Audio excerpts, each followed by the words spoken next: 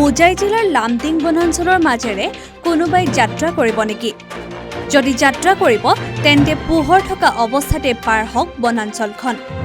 কিয়নো সন্ধিয়াৰ পিছৰে পৰা হোজাই আৰক্ষীয়ে বনাঞ্চলৰ মাজেৰে গাড়ী যোৱাৰ ক্ষেত্ৰত বলবৎ কৰিছে কেতবোৰ নীতি নিয়ম। লক্ষণীয় যে ডিমা হাজত সংঘটিত হোৱা কুটাঘাটৰ পিছৰে পৰা তৎপৰ হৈ পৰিছে হোজাই আৰক্ষী। প্ৰায় ২০ কিলোমিটাৰ জোৰা বনাঞ্চলখন অতিক্ৰম কৰাৰ ক্ষেত্ৰত কোনো দুৰ্বৃত্তই বাহনৰ ওপৰত যাতে কুটাঘাট সংঘটিত কৰিব নোৱাৰে, ইয়াৰ বাবে আৰক্ষীয়ে সুৰক্ষা প্ৰদান কৰি গাড়ীসমূহ বনাঞ্চল পাৰ কৰায়। সন্ধিয়া ৫ বজাৰ পৰা এই নিয়মবোৰ বলবৎ কৰা হৈছে। তেতিয়াৰ পৰা বনাঞ্চলৰ মাজেৰে যাবলগীয়া গাড়ীসমূহ উদালি পহৰা চকীৰ সন্মুখত পথত ৰখাই নিশা ১১ বজাত একেলগে নিৰাপত্তা প্ৰদান কৰি আৰক্ষীয়ে পাৰ কৰায় বনাঞ্চলখন। একেদৰে লামডিং আৰক্ষীয়েও একে পদ্ধতিৰে পাৰ কৰাইছে গাড়ীসমূহ। এই নিয়মৰ পাছৰে পৰা গাড়ীবোৰ বহু সময়লৈকে ৰাজপথত ৰৈ থাকিবলগীয়া হৈছে।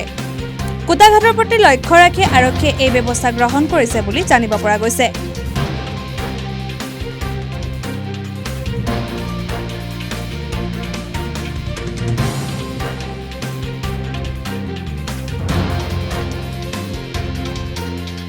গাড়ীবিলাক ৰখাই দিয়া হৈছে। হয়, কি কাৰণে আগত তেনেকুৱা ধৰণৰ কিবা সংঘৰ্ষ হৈ থকা বুলি আমি গম পাইছোঁ। সেইধৰণে আমি গাড়ীখিনি গোটেই ৰখাই দিছোঁ, পুলিচেও ৰখাব দিছে, সেইকাৰণে আমি ৰখাই দি আছোঁ।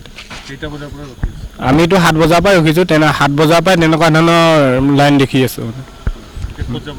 মইতো হাফলং যাম, ৭ বজাৰ পৰাই ৰখি আছোঁ। কি ক'ব, কিহৰ কাৰণে আপোনালোকক ৰখাই থৈছে? বা মানে এইটো ৰাস্তাতে কিবা ঘটনা ঘটাৰ কাৰণেহে মানে ইয়াত থাকিব দিয়ে। তেওঁলোকে কি ইয়াৰ পৰা স্কট দি লৈ যায়? স্কট দি লৈ যাম বুলি গাড়ী হ'লে একেলগে লৈ যায় তেওঁলোকে? গাড়ী এতিয়া কমচে কম ১০-১৫টামান গাড়ী হ'ল, আৰু হ'লে লৈ যাব? হ'লে লৈ যাব বুলি ৰখাইছে। ৫:৩০-৬ বাজি এনেকুৱা টাইমৰ পৰা ৰখি আছোঁ। হাফলং যাব। আপুনি এখন গাড়ীত ড্ৰাইভাৰ হয়, FCI গাড়ী। আপুনি কি ভাবে কিহৰ কাৰণে তেওঁলোকে এনেকুৱা কৰিছে? এনেকুৱা মানে এই ৰাস্তা ঘাটতে মানে উগ্ৰপন্থী কিবা ঘটনা ঘটি কুটাঘাট সংঘটিত কৰিব পাৰে, তাৰ কাৰণে এনেকুৱা হয়। Bureau report, north east view.